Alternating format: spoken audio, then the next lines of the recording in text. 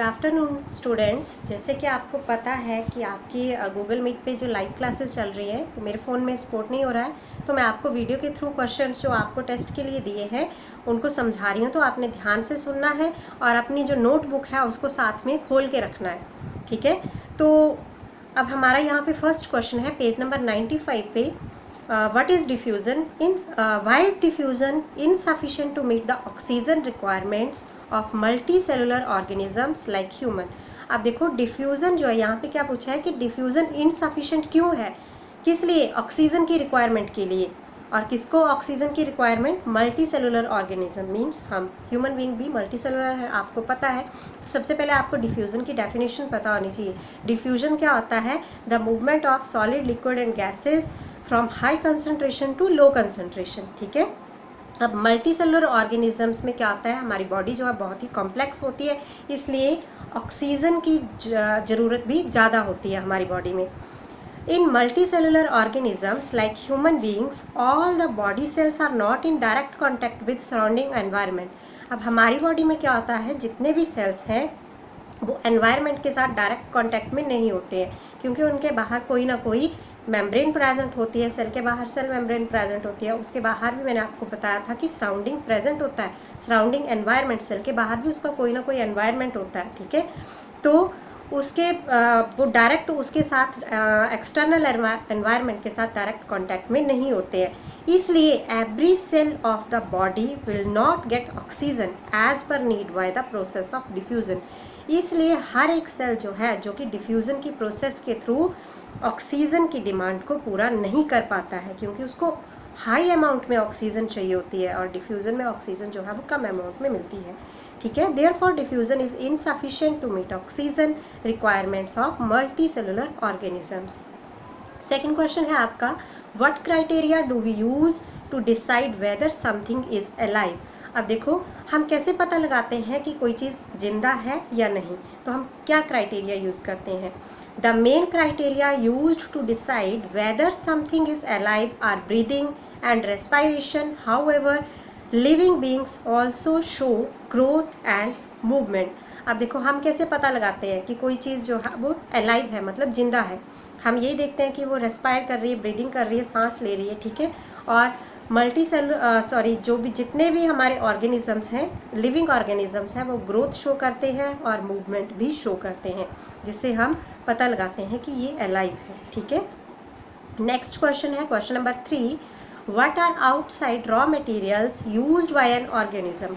जो ऑर्गेनिज्म है, ठीक है, बाहर से जो रॉ मटेरियल लेते हैं एज अ फूड, ठीक है, वो क्या क्या है।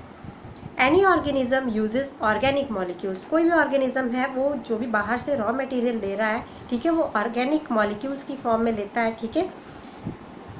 जैसे हिट्रोट्रॉप्स हैं, हिट्रोट्रॉप्स जैसे हम हैं, हिट्रोट्रॉप्स हैं, ठीक है, जो अपना फूड खुद नहीं प्रिपेयर कर सकते हैं। हम क्या है, यूज़ फूड को यूज़ करते हैं as a raw material. And autotrophs जो है, जो अपना फूड खुद प्रिपेयर करते हैं, वो किसको यूज़ करते हैं, carbon dioxide, minerals, water and all organisms use oxygen for respiration as raw material. इन सब चीज़ों को हम as a raw material use करते हैं। क्वेश्चन नंबर 4 है, what processes would you consider essential for maintaining life. अब हमारे जैसे हमारी लाइफ है, लाइफ प्रोसेसेस है, जितनी भी हमारी लाइफ की एक्टिविटी हैं उनको मेंटेन रखने के लिए हमें क्या क्या चीज़ों की ज़रूरत पड़ती है, ठीक है, क्या क्या क्राइटेरिया है। तो processes essential for maintaining life are nutrition. सबसे पहले तो न्यूट्रिशन है, क्योंकि अगर हम प्रॉपर वे से न्यूट्रिशन लेंगे तभी हम जिंदा रह पाएंगे। सेकंड, रेस्पायरेशन, सांस लेना। थर्ड है ट्रांसपोर्टेशन, ब्लड का ट्रांसपोर्टेशन, प्लांट्स में भी ऐसे ही होता है, फूड और वाटर और फूड का ट्रांसपोर्टेशन। फोर्थ है एक्सक्रीशन।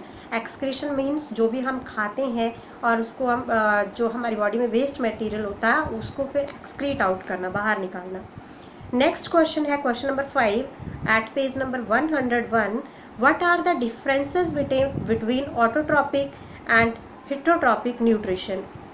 तो सबसे पहले आपका ऑटोट्रॉपिक है, मैंने आपको बताया ऑटोट्रॉपिक जो अपना फूड खुद बनाते हैं, ठीक है। तो हम देखते हैं इनमें क्या क्या डिफरेंस है। In this mode of nutrition an organism makes और सिंथेसाइज इट्स ऑन फूड। जो अपना फूड खुद प्रिपेयर करते हैं, ठीक है, सिंथेसाइज होता है प्रिपेयर करना, बनाना। इन दिस सेकंड है हेटेरोट्रॉपिक मोड ऑफ न्यूट्रिशन। इसमें फर्स्ट पॉइंट जो है आपका, in this mode of nutrition an organism can not make और सिंथेसाइज इट्स ऑन फूड। ये आपने पहले भी पढ़ा है, बेसिक सा क्वेश्चन है, ठीक है। सेकेंड पॉइंट है ऑटोट्रॉपिक न्यूट्रिशन में organisms use simple organic materials like carbon dioxide and water and synthesize their food in the presence of sunlight. अब ऑटोट्रॉपिक में क्या होता है, वो इनऑर्गेनिक मटेरियल यूज़ करते हैं, जैसे कार्बन डाइऑक्साइड यूज़ करते हैं, हमारे एटमॉस्फेयर में प्रेजेंट होती है, ठीक है। वाटर यूज़ करते हैं, रूट्स की हेल्प से यूज़ कर रहे हैं, ठीक है। और सनलाइट की प्रेजेंस में फिर वो अपना फूड तैयार करते हैं। और हेटेरोट्रॉपिक में क्या आता है, organisms can not make their on food from simple organic matter and depend on other organisms for their food. Heterotrophs में क्या होता है कि वो सिंपल इनऑर्गेनिक मैटर से अपना फूड प्रिपेयर नहीं कर पाते हैं, इसलिए वो अपने फूड के लिए दूसरों के ऊपर डिपेंड रहते हैं। थर्ड पॉइंट है इसमें ऑटोट्रॉपिक में, all green plants and some algae undergo this mode of nutrition. ये एग्जाम्पल है कि ऑटोट्रॉप्स कौन कौन से होते हैं, तो जितने भी ग्रीन प्लांट्स हैं, ठीक है, फोटोसिंथेसिस करते हैं, इन द प्रेजेंस ऑफ सनलाइट अपना फूड खुद प्रिपेयर करते हैं। और कुछ एक एल्गीज जो है वो भी, उनमें भी ऑटोट्रॉपिक मोड ऑफ न्यूट्रिशन होती है। हेटेरोट्रॉपिक का एग्जाम्पल है third point, all the animals, जितने भी एनिमल्स हैं इंक्लूडिंग ह्यूमन बींग्स, हम भी, most bacteria and fungi undergo this mode of nutrition. कुछ एक बैक्टीरिया भी हैं, फंजाई भी हैं, ठीक है, तो उनमें क्या होता है, हेटेरोट्रॉपिक मोड ऑफ न्यूट्रिशन होती है। अब यहाँ से क्वेश्चन आ जाता है कि फंजाई में कौन से टाइप की न्यूट्रिशन होती है, तो आपको पता होना चाहिए कि फंजाई में हेटेरोट्रॉपिक मोड ऑफ न्यूट्रिशन होती है, फंजाई फंगस, ठीक है। फंजाई जो है वो डेड डिकेइंग से अपना फूड जो है वो लेती है। नेक्स्ट क्वेश्चन है क्वेश्चन नंबर 6 और पेज नंबर 101 का सेकेंड क्वेश्चन है, Where do plants get each of the raw materials required for photosynthesis? आप जो प्लांट्स हैं, यहाँ पर प्लांट्स के बारे में पूछा है, ठीक है, क्वेश्चन को ध्यान से पढ़ना है। प्लांट्स के बारे में पूछा है कि वो जो रॉ मटेरियल्स हैं, ठीक है, कहाँ से लेते हैं, जो कि फोटोसिंथेसिस के लिए ज़रूरी है, उनको चाहिए, तो कहाँ से लेते हैं हम देखते हैं।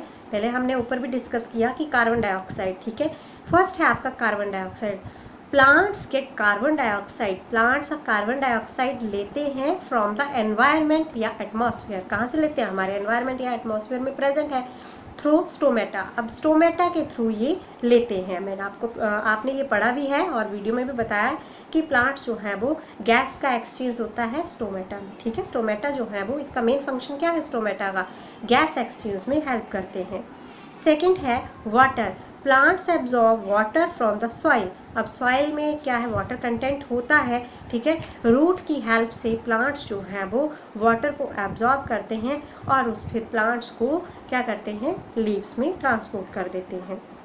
थर्ड पॉइंट है sunlight, plants get sunlight from the sun, direct sun से लेते हैं plants sunlight. Chlorophyll, it is present in the chloroplast found in green leaves. अब क्लोरोप्लास्ट जो है ये प्लांट की सेल ऑर्गेनेली है, ठीक है, ऑर्गेनेली है, तो सेल के अंदर प्रेजेंट होता है। तो क्लोरोप्लास्ट जो है ये ग्रीन लीव्स में होता है और and green parts of plant का ये ग्रीन पार्ट्स होता है chlorophyll. It is present in chloroplast, ठीक है। क्लोरोफिल कहाँ होता है, ठीक है। अब देखो हमारे जो प्लांट्स की लीव्स हैं उनका कलर ग्रीन होता है क्लोरोफिल पिगमेंट की वजह से। अब ये क्लोरोफिल कहाँ प्रेजेंट होता है, क्लोरोप्लास्ट में। क्लोरोप्लास्ट कहाँ प्रेजेंट है, ग्रीन लीव्स में, ठीक है। And green part of the plant का जो भी ग्रीन पार्ट है उसको हम बोलते हैं। तो मैंने आपको कल के लिए जो भी ये क्वेश्चन दिए थे, फर्स्ट 6 क्वेश्चन दिए हैं, तो मैंने आपको समझा दिए हैं, तो आई थिंक आपको प्रॉब्लम नहीं होनी चाहिए। और मैंने आपको इस चैप्टर की वीडियो भी डाली है, ठीक है, तो आपने अगर वो ध्यान से सुनी होगी साथ साथ में जैसे मैं भेजती थी, तो आपको फिर मुश्किल नहीं आएगी। तो आपने अच्छे से इनको लर्न करना है। ऑटोट्रॉपिक और हेटेरोट्रॉपिक में जो डिफरेंस है वो मोस्ट इम्पॉर्टेंट क्वेश्चन है, यहाँ से एक नंबर के बहुत ज़्यादा क्वेश्चन आते हैं, ठीक है। तो आपने अच्छे से याद करना है और कल आपका टेस्ट होगा। Thank you.